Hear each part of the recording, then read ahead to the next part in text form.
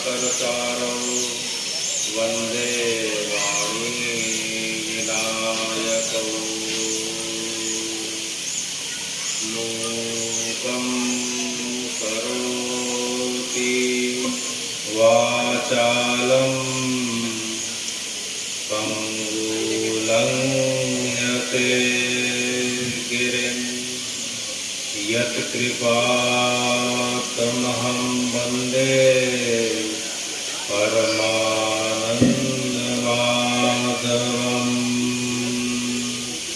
राम रामेति रामेति रमे रामे मनोरमे सहस्रनाम ततुल्यं श्रीराम नामं वरानने। बंशी विभूषितकरा नवनीरडावा पीताम्बरारुणबिम्फलाधरोष्ठात् पूर्णेन्दु सुन्दरमुखारविन्दनेत्रात् कृष्णा परं किमपि तत्त्वम् अहं न जाने। कृष्णा परं किमपि तत्त्वम् अहं न जाने। भगवान् अपिता रात्रि भगवान् अपिता रात्रि शरदेन्दुफुल्लमल्लिका वीक्षरन्तुं मनश्चक्रे वीक्षरन्तुं मनश्चक्रे योगमायामुपाश्रिता योगमायामुपाश्रिता भगवान् अपिता रात्रि।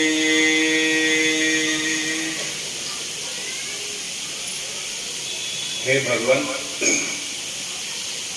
जिस प्रकार से हम देखते हैं कि वर्ष में 12 से 13 शिवरात्रियां पड़ती हैं, वह जब प्रत्येक मास का जब कृष्ण पक्ष की चतुर्दशी तिथि होती है उसे हम शिवरात्रि के नाम से जानते हैं। लेकिन जब फागुन मास की जब चतुर्दशी तिथि पड़ती है कृष्ण पक्ष के समय, जो आज की तिथि पड़ रही है, उसे हम महाशिवरात्रि के नाम से जानते हैं। तो शिवरात्रि और महाशिवरात्रि में यह भेद है। और आज के दिन की ऊर्जा ऐसी बताई जाती है कि आज के दिन की ब्रह्मांडी ऊर्जा, खगोलिक ऊर्जा, आध्यात्मिक ऊर्जा, भौतिक ऊर्जा का मिलन इस प्रकार से होता है। और खास तौर से मध्य रात्रि के समय कि आज के दिन कोई व्यक्ति मध्य रात्रि के समय तक और भोर के समय तक अगर रीढ़ की हड्डी को सीधा करके बैठता है या सामान्य अवस्था पे सीधा बैठता है, तो उसके अंदर उस ऊर्जा का प्रवाह इस गति से होता है कि साल भर उसके शरीर की जो शारीरिक है, मानसिक है और आध्यात्मिक है, वह चेतना एक उच्चतम स्तर को चले जाती है। इसलिए महाशिवरात्रि के समय भगवान के नाम के माध्यम से, जाप के माध्यम से, कथा कीर्तन सत्संग के माध्यम से रात्रि जागरण का महत्व बताया गया है। इसलिए आज के समय हम ग्राम तरसीवा में अभी गोस्वामी सर बता रहे थे कि यह लगातार 47वां वर्ष है जब राम कथा का अनवरत प्रवाह, राम कथा की गंगा प्रवाहित हो रही है। तो यह हम सबके लिए अत्यंत प्रसन्नता और गौरव का विषय है कि लगातार 47 वर्षों से कथा चले आ रही है और उसकी पूर्णता महाशिवरात्रि के दिन होती है। तो आज के दिन जगने का, आज के दिन भगवत नाम श्रवण करने का, सुनने का, सुनाने का बड़ा विशेष महत्व है। और इसी क्रम में हम पिछले 3 वर्षों से सुनते आ रहे हैं शिव महापुराण की कुछ कथा, जिसमें हम खास तौर से काशी खंड के बारे में सुनते आ रहे हैं पिछले 3 वर्षों से। हाँ, उसी क्रम में हम आगे चलेंगे। तो जो शिव महापुराण की जो कथा है, इसे सबसे पहले शिव जी ने पार्वती जी को सुनाया और उसके पश्चात क्रम से यह बढ़ते बढ़ते जो है द्वापर युग के आते आते सूत जी ने सौनक ऋषियों को सुनाया। तो किस जगह पे सुनाया? वह जगह प्रयागराज है, वह जगह प्रयागराज है, त्रिवेणी संगम है।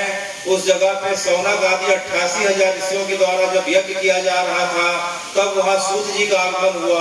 तो सूत जी से सौनक आदि ऋषियों ने उनसे कलयुग के प्राणियों के बारे में, संबंध के बारे में प्रश्न पूछा कि अब कलिकाल का समय आने वाला है, तो हे सूत जी, उन कलिकाल के प्राणियों का क्या होगा, उनका उद्धार का मार्ग क्या है, कैसे कम से कम जो है मार्ग का अवलंबन करने से जो है प्राणियों का उद्धार हो सकता है।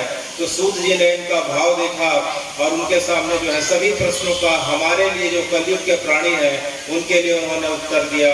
और उसका मूल सार यह है कि कली काल के समय जो है कोई व्यक्ति शिव महापुराण का पाठ कर ले, शिव जी का नाम सुन ले, पाठ को सुना ले, तो उस व्यक्ति का कल्याण हो जाता है, उसे सैकड़ों अश्वमेध यज्ञ का फल मिल जाता है।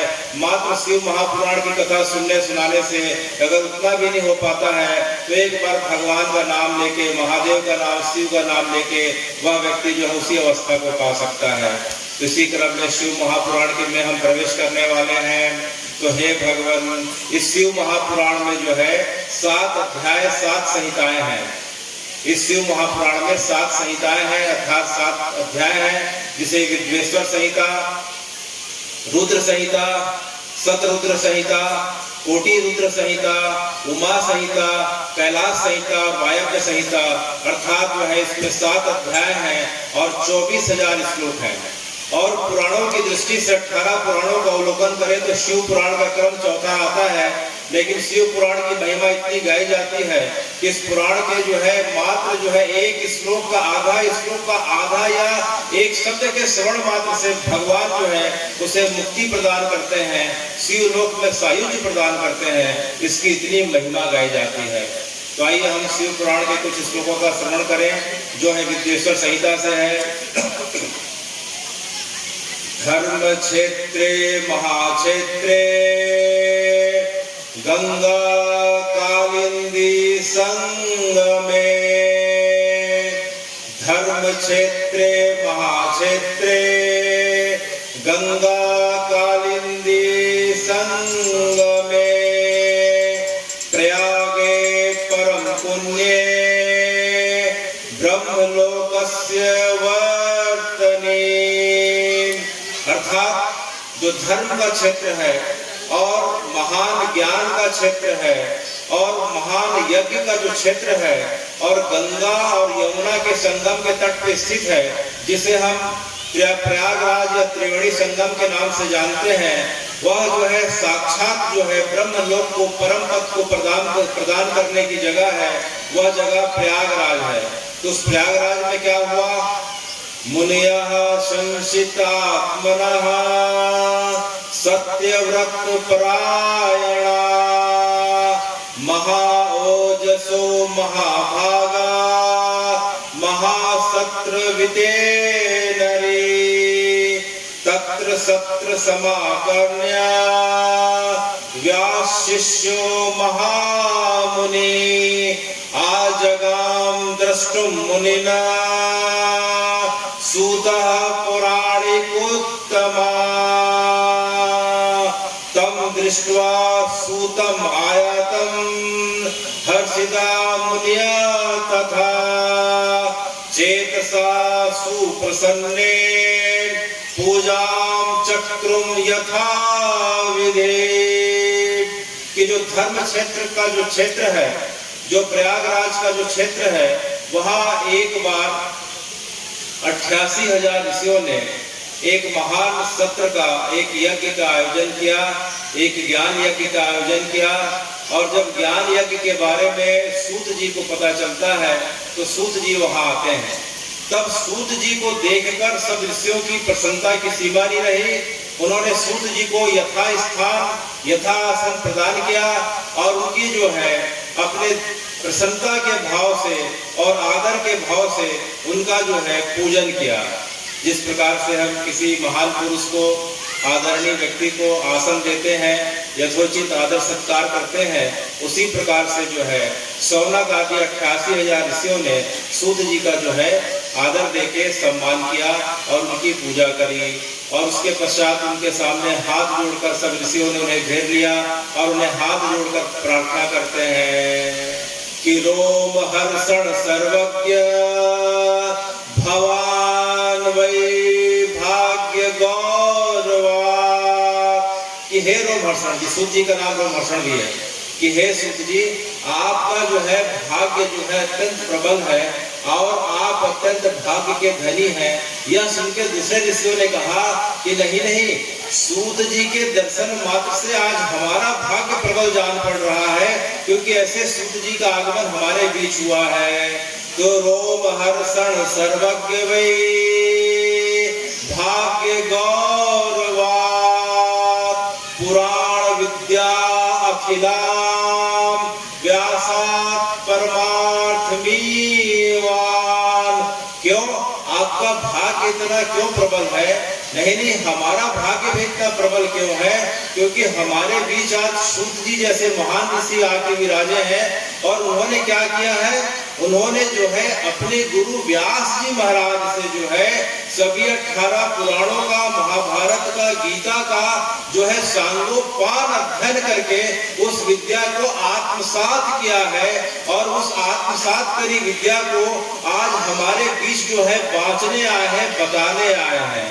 पुराण विद्याम अखिलाम व्यासाते परमथमीवा, कि जितनी पुराण की विद्या है, 18 पुराण है, महाभारत है, सब उस विद्याओं को जो है आपने जो है बड़े सुरुचिपूर्ण तरीके से अपने गुरु से व्यासात, अपने गुरु जी से ग्रहण किया है और हमारे बीच आप जो है उपकार करने, कथा को बताने, बांचने आए हैं। तो जो है उसके पश्चात जो है सब ऋषियों ने कहा कि यत् च भूतम च भव्यम च यत् चान्यत् वस्तु वर्तते न त्वयि अविदितत् कश्चित् त्रिशूलेषु विद्यते। अर्थात जो है तीनों लोकों में ऐसी कोई विद्या नहीं है सूत जी कि जो आपको जो है समाहित नहीं हो, आप में समाहित नहीं हो और जो आपको पता नहीं हो, क्योंकि आप जो है वर्तमान को भी जानने वाले हैं, भूत को भी जानने वाले हैं और आने वाले कलिकाल में क्या होने वाला है आप उसका भी ज्ञान रखने वाले हैं। इसी बात को कर रहे हैं कि यत् च भूतम च भव्यम च, कि जो आप भूतकाल की चीजों को भी जानने वाले हैं और जो भविष्य में जो घटनाएं होने वाली हैं उसको भी जानने वाले हैं। तो यह सुन के सूत जी ने उनसे निवेदन किया कि हे सौनक जी, पूछिए आपको क्या प्रश्न पूछना है। तब जो है सौनक आदि ऋषियों ने जो है सूत जी महाराज से हाथ जोड़ के प्रश्न पूछा। प्राप्ते कलियुगे घोरे नरः दुराचरण रतः, प्राप्ते कलियुगे घोरे नरः दुराचरण रतः, कि जब कली काल का जब प्रारंभ होगा तो सभी लोग लगभग जो है सब जो है दुराचरी हो जाएंगे, अर्थात जो है अच्छे आचरण से विहीन हो जाएंगे। उनके अंदर जो है संस्कार की, सभ्यता की जो है भावना धीरे धीरे खत्म होते जाएगी। प्राप्ते कलियुगे घोरे नरः पुण्य विवर्जिता दुराचरण रतः सर्वे सत्यवार्ता परांग मुखा। अर्थात वो धीरे धीरे सत्य का प्रयोग करना बंद कर देंगे, हर जगह जो है सत्य का संभाषण होने लगेगा, झूठ ही उनका धर्म हो जाएगा, सब दुराचारी होते जाएंगे और जो है लोगों के धीरे धीरे पुण्य छीन होते जाएंगे, लोग पाप कर्म करने को ही पुण्य की संज्ञा देने लग जाएंगे। अच्छा, इसके पश्चात जो है सूत जी से सौनक आदि ऋषि कहते हैं कि पर अपवाद निरीता सर्वे पर द्रव्य अभिलाषिणा पर स्त्री आसक्त मनसा पर हिंसा परायणा देहासक्त बुद्धि मूढ़ा नास्तिक बुद्धया मात्र पितृकृत दोषः स्त्री संगा काम देवा। अर्थात आज धीरे धीरे जैसे जैसे कलिकाल का जो है प्रचंड वेग बढ़ते जाएगा, लोग दुराचारी होते जाएंगे, असत्य का संभाषण करते जाएंगे, उनके पुण्य क्षीण होते जाएंगे और धीरे धीरे सभी लोग जो है पर अपवाद निरिता, अर्थात लोग केवल जो है ग्राम्य वार्ता करने में जो है धीरे धीरे विरक्त हो जाएंगे। अर्थात ग्राम्य वार्ता का अर्थ होता है कि पर निंदा का आस्वादन करना। दो लोग बैठेंगे तो केवल एक दूसरे तो तीसरे की निंदा करेंगे और जो है चौथे की निंदा करेंगे। तो पर अपवाद निंदा माने लोग एक दूसरे की चुगली करेंगे, एक दूसरे की निंदा करेंगे, ये उनका धर्म होते जाएगा। और जो है हिंसा को जो है लोग अहिंसा मानने लग जाएंगे। लोग जो है पुरुष लोग पर स्त्री के प्रति जो है आसक्त होते जाएंगे और स्त्रियां अपना पति धर्म छोड़ के जो है दूसरे पुरुषों के पीछे उनका मन लगा रहेगा। और धीरे धीरे लोग क्या करेंगे कि जो है देह को ही आत्मा समझने लगेंगे। जो देह को आत्मा समझने लग जाएंगे, जबकि देह और आत्मा दोनों का विभाग अलग अलग है। इस देह में हमारी आत्मा निवास करती है, लेकिन सब जो है शरीर की बुद्धि इतनी ज्यादा प्रबल होते जाएगी धीरे धीरे विषाक्त भोजन के कारण और मन के चंचल होने के कारण कि लोग शरीर के धर्म को ही जो है आत्मा का धर्म मानने लग जाएंगे और फिर माता पिता का अपमान करने लग जाएंगे, माता पिता को घर से बाहर निकालने लग जाएंगे। और इस प्रकार से जो है कलिकाल का जो है वेग बढ़ते जाएगा। तो हे सूत जी महाराज, कृपया करके जो है कोई ऐसा उपाय बताइए कि जिसमें लोग कम समय में जो है इस कलिकाल के प्रभाव को शून्य कर सके और अपने आप को जो है धर्म अर्थ काम मोक्ष को प्राप्त कर सके। तो सूत जी ने जो है इनके प्रश्नों को सुना और सुन के अत्यंत प्रसन्न होते हैं और प्रसन्न होने के बाद कहते हैं कि जो है कलिकाल में जो है जो सबसे अच्छा उपाय बताया गया है वह मेरे गुरु जी व्यास जी के द्वारा बताया गया है। वह है शिव पुराण का श्रवण और शिव पुराण के माध्यम से भगवान शिव के पवित्र नामों का स्मरण, उनकी कथा का स्मरण। तो हे सूत जी महाराज, आप हमें आज शिव पुराण के माध्यम से आप हमें कौन सी कथा सुनाने वाले हैं? तो आज हमें सूत जी महाराज पिछले 3 वर्षों से इस जगह पे जो है काशी खंड के बारे में बता रहे हैं और आज जो है पुनः जो है हम काशी खंड के बारे में जो है सूत जी महाराज से सुनने जा रहे हैं। काशी खंड का सबसे ज्यादा विस्तार स्कंद पुराण में दिया गया है। स्कंद पुराण में तो काशी खंड के 100 अध्याय बताए गए हैं और 11,000 श्लोकों में जो है काशी खंड का उसमें विस्तार किया गया है। शिव पुराण में जो है उसका वर्णन है, लेकिन जो है कुछ सीमित मात्रा में है। सबसे ज्यादा काशी खंड की जो महिमा गाई गई है वह स्कंद पुराण में है। स्कंद पुराण को स्कंद अर्थात कार्तिकेय ने जो है अगस्त ऋषि को सुनाया। कार्तिकेय ने अगस्त ऋषि को सुनाया और जो है यह व्यास जी ने इसे जो है स्कंद पुराण के रूप में वर्णित किया है। तो सबसे ज्यादा काशी की महिमा जो है स्कंद पुराण में है। तो कुछ स्कंद पुराण से कुछ शिव पुराण से लेके जो है हम काशी की महिमा सुनने जा रहे हैं। तो काशी के अनेकों नाम है, उसमें 11-12 प्रमुख नाम है। काशी का अनेक नाम है, उसमें 11-12 प्रमुख नाम है। तो काशी का एक नाम काशी है और एक नाम काशिका है। काशी का एक नाम काशी है और काशिका है, जिसको हम बनारस भी बोलते हैं। वर्तमान में बनारस शास्त्रों का नाम नहीं है, पुराणों का नाम नहीं है, परंपरा का नाम नहीं है। परंपरा का नाम काशी और काशिका है, वाराणसी है। तो काशी का अर्थ क्या होता है? काशी और काशिका का अर्थ होता है कि जो ब्रह्म ज्ञान से प्रकाशित, वह जगह जो ब्रह्म ज्ञान से प्रकाशित हो या जहाँ ब्रह्म खुद जो है उद्भासित होता हो, या वहां के प्रत्येक लोगों में चर अचर हो, स्थूल सूक्ष्म अंडज द्विबीज जलज जितने भी हो, सबके अंदर वो ब्रह्म का प्रकाश विद्यमान हो, तो वह जगह क्या कहलाता है? काशी और काशिका। और एक नाम काशी का जो है क्या पड़ता है? वाराणसी।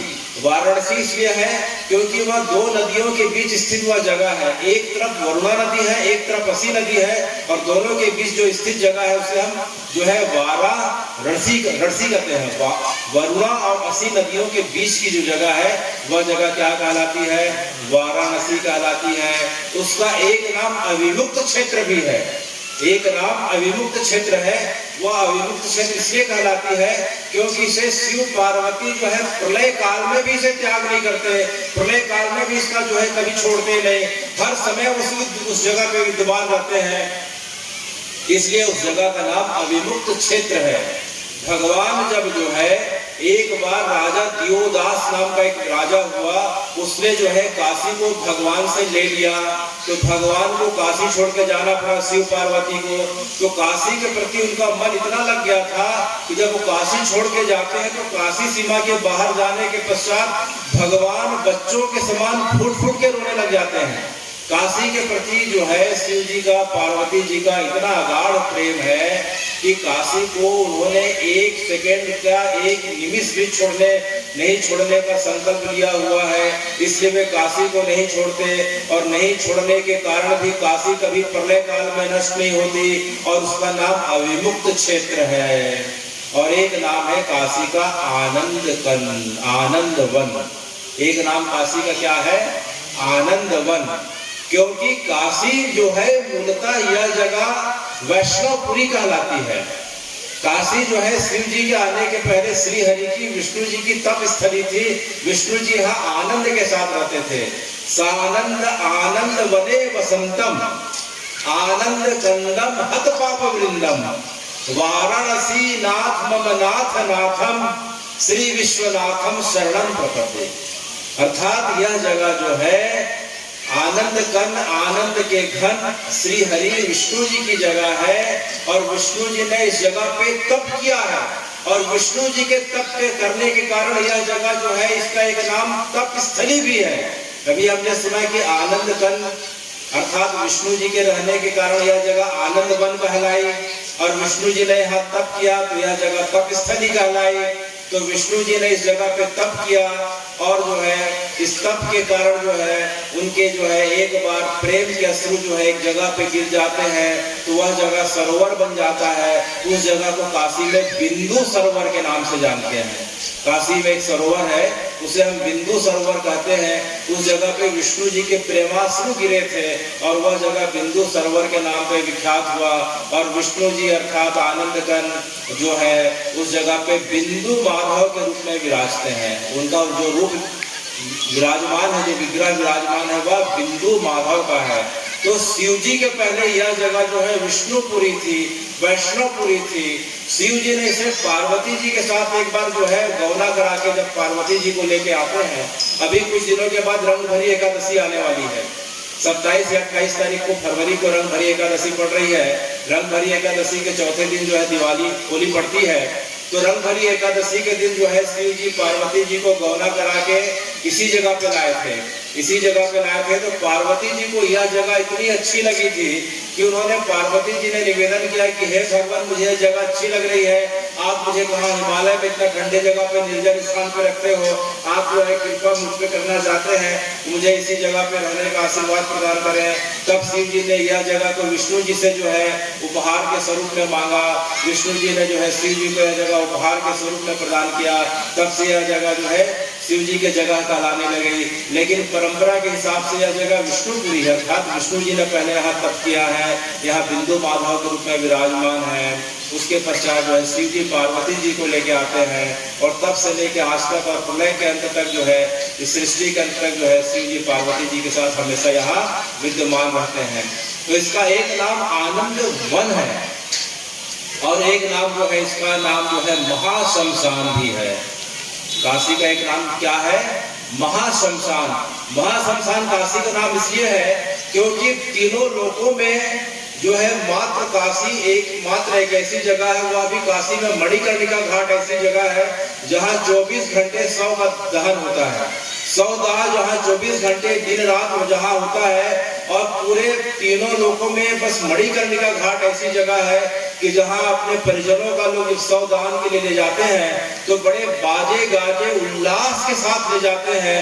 उनकी खुशी की कोई सीमा नहीं रहती, क्योंकि उन्हें पता है, क्योंकि यहाँ जो है शिव जी प्रत्येक जो है मृत प्राणी के दाहिने कान में जो है तारक मंत्र फूंक के उसे जो है सीधे शिवलोक प्रदान करते हैं। महामंत्र जपत में हेसु और काशी मुक्ति हेतु देसु। अर्थात जो है मणिकर्णिका घाट में जो महाशमशान के नाम से जाना जाता है, वहाँ जो है शंकर जी तारक मंत्र अर्थात राम राम जो है कहते हुए प्रत्येक प्राणी को सायुज्य प्रदान करते हैं, शिवलोक प्रदान करते हैं, और धीरे धीरे जो है यह महाशमशान जो है पूरा काशी क्षेत्र कहलाने लगा। तो पूरे काशी क्षेत्र में जिस प्राणी की मृत्यु होती हो, चाहे मनुष्य हो, चाहे पशु पक्षी हो, चाहे 84 लाख योनि में कोई भी प्राणी हो, अगर वह व्यक्ति वहां शरीर छोड़ता है तो उसे साक्षात जो है सायुज्य शिवलोक की प्राप्ति होती है। इसलिए यह पूरा 5 कोस का क्षेत्र जो है महाशमशान कहलाता है। और जो है यह क्षेत्र जो है मुक्त क्षेत्र भी कहलाता है, क्योंकि यहाँ जो भी प्राणी आता है, जो भी प्राणी शरीर छोड़ता है, उसे भगवान मुक्ति प्रदान करते हैं। यह क्षेत्र जो है शिवपुरी के नाम से भी जानी जाती है, यह क्षेत्र विश्वनाथ नगरी के नाम से भी जानी जाती है, यह क्षेत्र त्रिपुरारी नगरी के नाम से भी जानी जाती है। तो इस प्रकार से जो है इसका एक नाम है शंभु प्रिया। एक नाम क्या है? शंभु प्रिया। शंकर जी की सबसे या तो प्रिय लगने वाली जगह है, और शंकर जी को जो है शंभु सुखम प्रदान, इस क्षेत्र का एक नाम है शंभु सुखम प्रदान, कि जो शंकर जी को प्रिय भी लगती है और उन्हें सुख भी प्रदान करती है। तीनों लोगों में शंकर जी को सबसे सुख आनंद जो प्रदान करने वाली जो प्रिय जगह है वह जगह काशी है। इस प्रकार से भी हमने काशी का अनेक नाम का श्रवण किया। तो काशी है, वाराणसी है, विमुक्त क्षेत्र है, आनंद क्षेत्र है, महाशमशान है, मुक्त क्षेत्र है, रुद्रपुरी है, शिवपुरी है।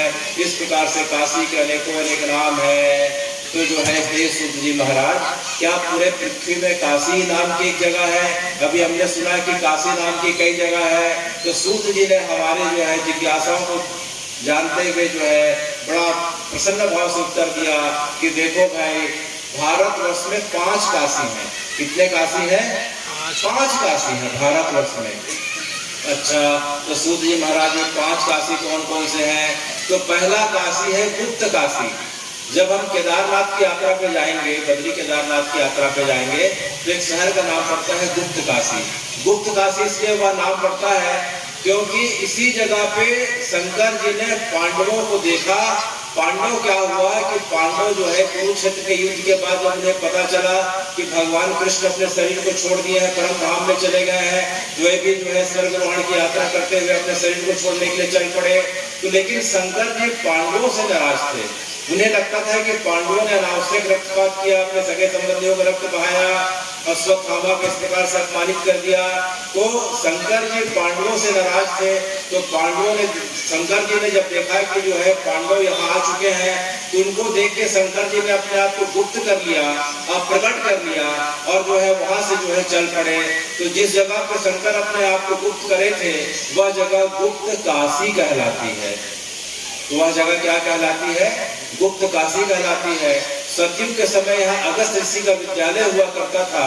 अगस्त ऋषि अपने शिष्यों को अस्त्र शस्त्र की विद्या प्रदान किया करते थे। वही अगस्त ऋषि जो है राम जी को जो है विभिन्न प्रकार के आयुधों की दीक्षा प्रदान करे थे। तो अगस्त ऋषि मूलतः जो है यहाँ के थे, फिर बाद में उनका दक्षिण जाना हुआ। तो अगस्त ऋषि का आश्रम भी है। शंकर जी इस जगह पे अपने आप को गुप्त भी करे हैं। एक दूसरी जगह उत्तराखंड में पड़ती है उत्तर काशी। जब हम केदारनाथ की यात्रा के लिए जाते हैं तो जगह पड़ती है उत्तर काशी।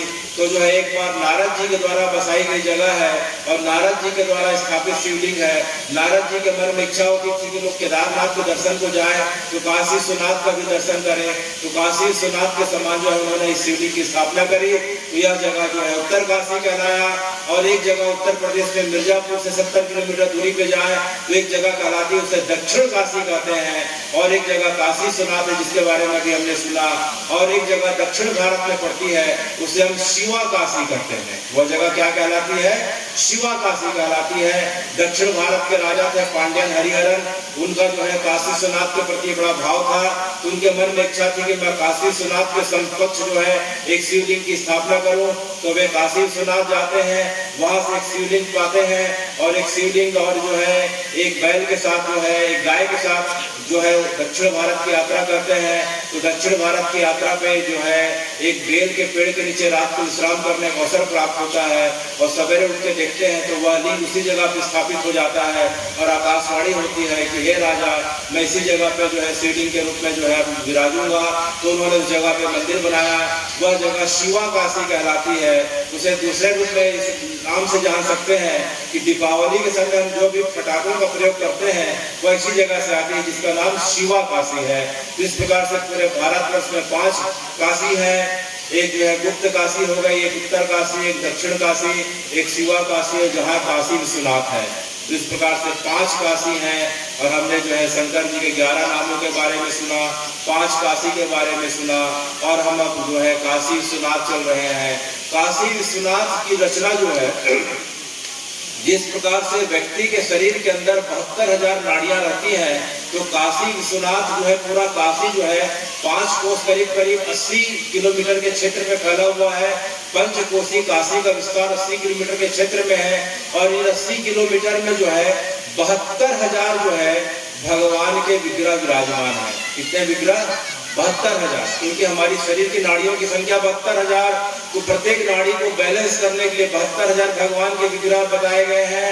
तो उसी क्रम में जो है आज हम 4 या 5 जो है भगवान के शिवलिंग के बारे में सुनेंगे। तो एक भगवान का एक शिवलिंग जो दिखाई पड़ता है उसका नाम है आत्म विश्वेश्वर शिवलिंग। उसका नाम है आत्म विश्वेश्वर या आत्मवीरेश्वर शिवलिंग। काशी में तो हजारों शिवलिंग है, तो उसी क्रम में आज हम समझने जा रहे हैं आत्मवीरेश्वर शिवलिंग।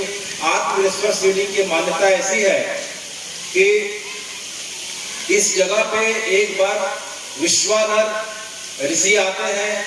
विश्वानर ऋषि आते हैं अपनी पत्नी के साथ, संतान प्राप्ति की इच्छा से आते हैं। तो संतान प्राप्ति की इच्छा से आते हैं, किसी जगह पे उन्हें एक बालक मिलता है, 8 वर्ष का बालक मिलता है। वह 8 वर्ष का बालक बोलता है ऋषियों को कि आप अभिलाषा अष्टकम का पाठ करें। और अभिलाषा अष्टकम का जैसे उन्होंने पाठ करना प्रारंभ किया तो देखते हैं वह बालक एक शिवलिंग के रूप में जो है उस जगह पे स्थापित हो जाता है। तो वह जगह जो है आत्म विश्वेश्वर शिवलिंग कहलाता है। इसी जगह पे स्वामी विवेकानंद के माता पिता ने आके 1 वर्ष का अनुष्ठान किया था, अभिलाषा अष्टकम का पाठ किया था। स्वामी विवेकानंद की माता जो भुवनेश्वरी देवी थी, उन्होंने इस जगह पे 1 वर्ष तक का ब्रह्मचर्य सत्य का पालन करते हुए जो है अभिलाषा अष्टकम का पाठ किया था। और उसके पश्चात उनको पुत्र के रूप में जो प्राप्ति हुई थी संतान की, वह जगत में विख्यात जो है स्वामी विवेकानंद कहलाते हैं। तो जिनको संतान की और उत्कृष्ट संतान की अभिलाषा होती है वे जो है इस शिवलिंग के पास जाकर अभिलाषा अष्टकम का पाठ करें तो उन्हें जो उत्तम कोटि की संतान प्राप्त होती है। तो इस जगह की महिमा ऐसी है। दूसरा शिवलिंग का जो है वर्णन आता है, उस शिवलिंग का जो नाम जो आता है जो है कृतिवासेश्वर शिवलिंग, कृतिवासेश्वर महादेव। इसकी कथा ऐसी है कि जो है महिषासुर का पुत्र था गजासुर। महिषासुर का पुत्र था गजासुर। हम सुनते हैं कि जो है जब भी नवरात्रि आती है तो महिषासुर के बारे में हम सुनते हैं। तो महिषासुर का जो पुत्र था गजासुर, जब गजासुर को पता चला कि जो है उसके पिता को देवताओं ने जो है दुर्गा जी के माध्यम से जो है वध करवा दिया, उसके मन में देवताओं से जो है बदला लेने की बड़ी इच्छा जागृत हुई। तो वह जो है हिमालय में जाके तप करने लगा। अंगूठे के बल पे दोनों भुजाओं को उठा के जो है भगवान को ब्रह्मा जी को प्रसन्न करने लगा। ब्रह्मा जी जो है उसकी पुकार पे जो है प्रसन्न होके आते हैं और वह वरदान मांगता है कि जो संसार के जो प्राणी जो कामासक्त जो मनुष्य हैं उनके द्वारा मैं ना मरूं, देवताओं के द्वारा ना मरूं। तो जो है ब्रह्मा जी ने उन्हें जो है वरदान दिया और वरदान पाते ही वह जो है देवलोक पे जो है आक्रमण करके पूरे स्वर्ग का अधिकार पा जाता है और जो है पृथ्वी पे आके विचरने लग जाता है। वह पूछता है कि पृथ्वी में जो है मेरे माता पिता को जो है किसके कारण जो है वध का, मेरे पिता को किसके कारण वध का जो है करना पड़ा। तो बताया गया उसे कि जो है ब्राह्मणों के द्वारा जो है काशी के ब्राह्मणों के द्वारा देवताओं को जो है बताया गया कि जाके दुर्गा देवी की आराधना करो तो महिषासुर का वध होगा। तो उसके मन में काशी के प्रति और काशी के लोगों के प्रति एक भावना आ गई, दुर्भावना आ गई। वह वहां से काशी आता है और काशी में आके जो है सभी लोग को मारने लग जाता है, काटने लग जाता है, खाने लग जाता है। और उसी समय काशी में जो है शिव जी पार्वती जी को जो है कथा सुना रहे थे। शिव जी पार्वती जी को कथा सुना रहे थे। तो जो है सभी जो है वहाँ के लोग आते हैं और शिव जी से त्राहिमाम बोलते हुए उनसे प्रार्थना करते हैं कि जो है गजासुर नाम का राक्षस हमें मार रहा है, खा रहा है, पूरे काशी को नष्ट कर रहा है। हे महादेव हमारी रक्षा करिए। तब शंकर जी ने देखा, तब अत्यंत क्रोध से भरकर अपने त्रिशूल से जो है फेंक के जो है गजासुर को मारते हैं। त्रिशूल से गजासुर का शरीर छलनी छलनी हो जाता है और उसका शरीर जो है छलनी छलनी होके मृत होने को होता है। तभी उसके अंदर चेतना आती है और वह शंकर जी की शरणागति को स्वीकार करके शंकर जी से प्रार्थना करता है कि हे भगवान, मूलतः तो मैं आप ही का भक्त हूँ, लेकिन अपने उद्धार को पाने के लिए, अपने आप को जो है कैसे मेरा उद्धार हो करने के लिए मैंने यह जो है क्रम रचा या स्वांग रचा, लेकिन मेरी भक्ति जो है आपके चरणों के प्रति है, तो मुझे कृपया जो है शरीर छोड़ने के पहले वरदान दीजिए। बोले कैसा वरदान चाहिए? तो बोले मेरे शरीर के जो चमड़े को, अर्थात मेरे शरीर की जो त्वचा को, मेरे शरीर की जो त्वचा है वह त्वचा को आप अपने जो है लिंग के ऊपर जो है आप धारण करें। तो भगवान ने उसकी जो है भावना को देखा, तो उसे उसकी त्वचा को जो है अपने लिंग के ऊपर जो है धारण कर लिया। तब से शिव जी का वह जो लिंग जो है कृति वासेश्वर शिवलिंग कहलाता है। गजासुर का जो पूरा शरीर का जो त्वचा था उसको भगवान ने अपने ऊपर धारण किया और धारण करने के कारण जो है कृति वासेश्वर महादेव कहलाते हैं। तो उस जगह पे कोई भी व्यक्ति जाकर दर्शन करता है तो भगवान उसकी सभी मनोवांछित इच्छाओं को पूरा करते हैं। तो यह कृति वासेश्वर महादेव है। और भगवान का एक स्वरूप और दिखाई पड़ता है काशी में, उसे श्री व्याघ्रेश्वर महादेव कहते हैं। श्री व्याघ्रेश्वर महादेव, इस जगह पे भगवान ने जो है क्या किया था, इसकी कथा ऐसी है कि जो प्रहलाद के जो मामा थे, प्रहलाद के मामा का नाम था दुंदुभी निहाद। प्रहलाद के मामा का नाम था दुंदुभी निहाद। जब दुंदुभी निहाद को पता चलता है कि मेरे जीजा जी को, हिरण्याक्ष को और हिरण्यकश्यप को जो है देवताओं के द्वारा, विष्णु जी के द्वारा मार दिया गया, वह पूछता है कि जो है देवताओं के द्वारा मेरे जीजा जी को कैसे मारा गया।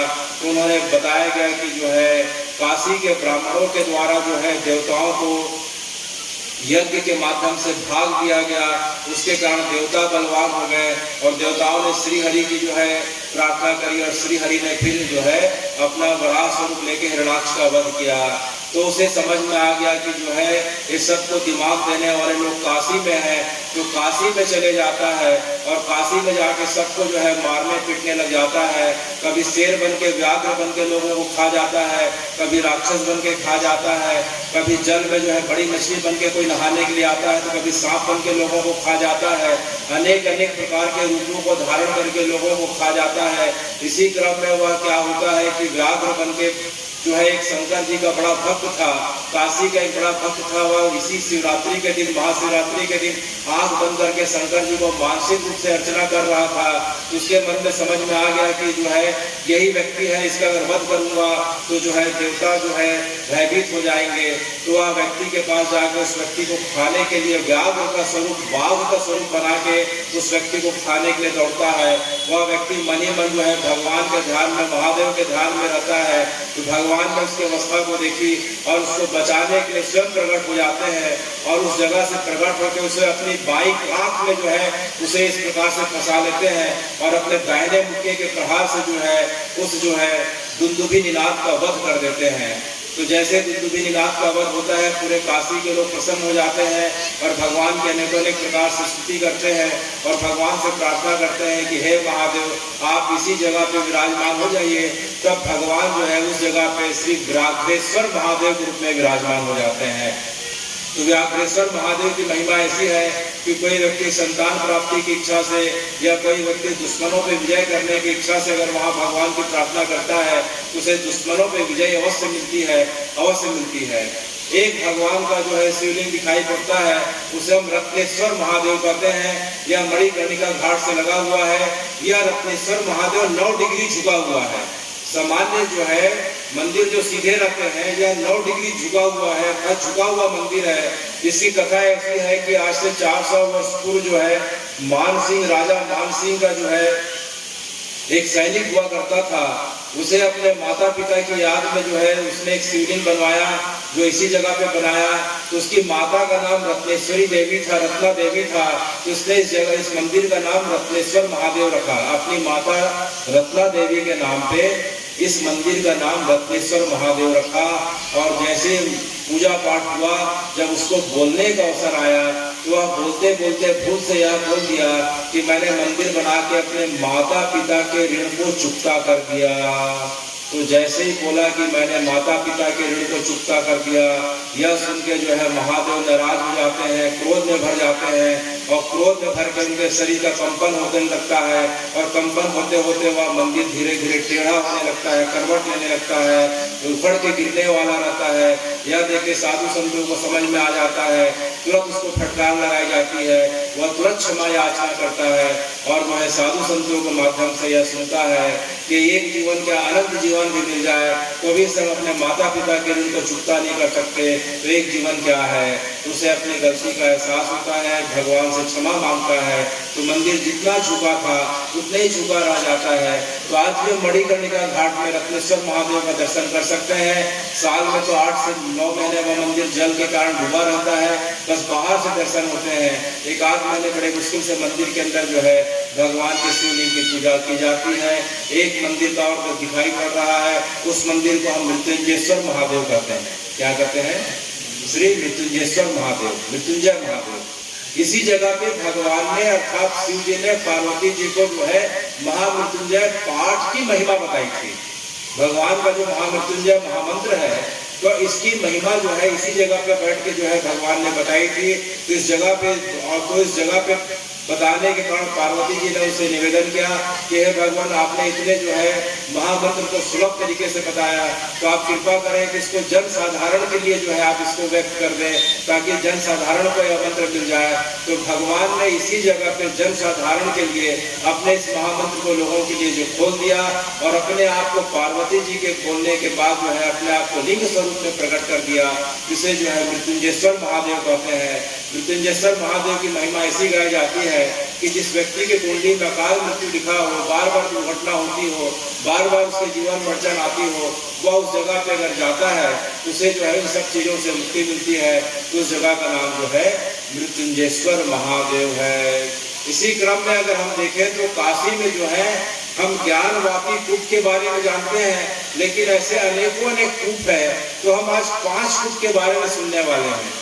काशी में तो एक कूप जो पड़ता है ज्ञानवापी कूप, जो भगवान के मंदिर के सामने जो है वह ज्ञानवापी कूप है।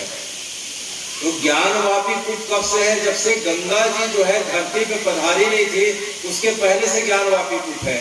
भगवान जब काशी में आते हैं, काशी में विराजते हैं, काशी में भ्रमण करते हैं, पार्वती जी को अनेक मधुर कथाओं का श्रवण कराते हैं, तब जो है पार्वती जी के निमित्त उन्होंने अपने त्रिशूल से इस कूप का निर्माण किया था, और यहाँ बैठ के पार्वती जी को ज्ञान भक्ति वैराग्य की शिक्षा दी थी।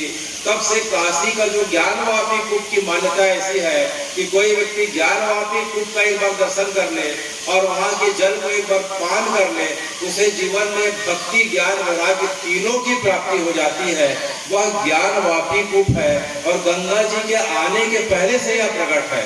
आज भी कोई व्यक्ति विश्वनाथ जी के दर्शन को जाता है तो उसे जो है ज्ञानवापी कूप के दर्शन होते हैं। दूसरा कूप दिखाई पड़ता है, वह चंद्रकूप है। कौन सा कूप है? चंद्रकूप है। चंद्रकूप यह चंद्रमा के द्वारा स्थापित है, और चंद्रमा के द्वारा स्थापित है। और इसकी विशेषता क्या है? इसकी विशेषता यह है कि कोई व्यक्ति अगर देखे, कुएं में झांके तो उसे परछाई दिखाई पड़ती है, लेकिन जिस व्यक्ति को परछाई अगर नहीं दिखाई पड़े तो उस व्यक्ति को मान लिया जाता है कि 6 महीनों में उसकी मृत्यु निश्चित है। तो जिन व्यक्तियों को अपनी मृत्यु का पता लगाना रहता है, बहुत सारे व्यक्ति काशी में सिर्फ मृत्यु को वारण करने के लिए जाते हैं कि हमारी मृत्यु हो तो काशी में मृत्यु हो, तो वहां रोज जाके चंद्रकूप में झांकते हैं, और जिस दिन से उन्हें अपनी परछाई दिखना बंद हो जाती है तो वे मान लेते हैं कि 6 महीने के अंदर उनकी मृत्यु निश्चित है। और ऐसा होते भी आया है अनंत काल से। तो व्यक्ति संसार के सब कार्यों से निवृत्त होके केवल विश्वनाथ जी का दर्शन, अन्नपूर्णा का दर्शन, गंगा जी का दर्शन, और गंगा जी के घाट में केवल जो है भगवान के नाम का जाप करने लग जाते हैं। और उसका फल यह मिलता है कि अंत समय में भगवान का नाम लेते लेते शरीर छूटता है, और भगवान ही तारक मंत्र प्रदान करके उन्हें साहित्य श्रीलोक को प्रदान करते हैं। तो यह चंद्रगुप्त की महिमा है। एक कूप और दिखाई पड़ रहा है, उसका नाम है लोलार्क कुंड। क्या नाम है? लोलार्क कुंड। इसी जगह पे भगवान सूर्य जब आए थे तो उनका रथ का पहिया धंस गया था, और इसी जगह पे कूप का निर्माण हुआ था।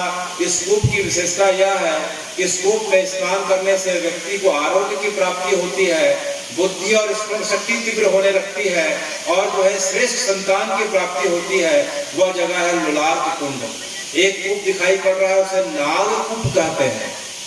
क्या कूप कहते हैं? नागकूप। उसका संबंध सीधे नाग लोग से होता है। तो जब नाग पंचमी का दिन आता है तो बड़े दुर्लभ प्रकार के कई बार सांपों का वहां दर्शन होता है। एक सिर वाले, दो सिर वाले, कई सिर वाले, शेष नाग तो 1000 फण वाले हैं। तो यह जगह नाग लोग को जाने वाली जगह है और अनेक प्रकार के नागों का दर्शन होता है। और एक कूप है धन्वंतरी कूप। कौन सा कूप? धन्वंतरी कूप। तो जब समुद्र मंथन की लीला हुई और समुद्र मंथन की लीला के पश्चात जब धन्वंतरी जी का प्राकट हुआ और जो है औषधि अमृत लेके जब आते हैं तो जो आने के पश्चात वे काशी आते हैं और काशी में इसी कूप में जो है बचे हुए औषधियों को जो है डाल देते हैं। तब से इस कूप का नाम धन्वंतरी कूप पड़ता है। इस कूप की महिमा ऐसी है कि धन्वंतरी जी के द्वारा जो है अमृतमय औषधियों को डालने के कारण इसके जल के अंदर ऐसे औषधि गुण आ गए हैं कि इस जल का पान करने से व्यक्ति अनेक प्रकार की शारीरिक और मानसिक व्याधियों से छुटकारा पा जाता है। शरीर की कोई भी व्याधि हो, ऐसा माना जाता है कि 6 महीने तक लगातार धन्वंतरी कूप का कोई जल का अगर पान करता है तो उसे सभी प्रकार के शारीरिक व्याधियों से जो है छुटकारा मिल जाता है। तो इस प्रकार से जो है अभी हमने जो है काशी के 5 कूपों के बारे में, 5 शिवलिंग के बारे में, 5 काशी के अन्यत्र काशी के बारे में और काशी के 11 नामों के बारे में सुना। और बाकी कथा का विस्तार स्कंद पुराण और शिव महापुराण के माध्यम से हम आने वाले समय में सुनेंगे। समय की मर्यादा को देखते हुए मैं अपने वाणी को वहीं विराम देता हूँ और आपसे जो निवेदन करता हूँ कि मेरे साथ एक बार भगवत नाम लें और फिर मैं वाणी को विराम। मुझसे किसी प्रकार की जो है उच्चारण में जो है व्याकरण के उच्चारण में या जो है किसी प्रकार की कथा के उच्चारण में कुछ गलती हुई हो तो मुझे अपना पुत्र, अपना छोटा भाई मान के जो है क्षमा करें। और आइए मेरे साथ भगवत नाम का श्रवण, उसके बाद कथा को विराम। हरे कृष्ण कृष्ण कृष्ण हरे हरे, हरे कृष्ण कृष्णा कृष्णा हरे हरे, हरे राम राम राम हरे हरे, हरे राम राम राम हरे हरे, हरे कृष्ण कृष्ण कृष्ण हरे हरे, हरे कृष्ण कृष्ण कृष्ण हरे हरे, हरे राम राम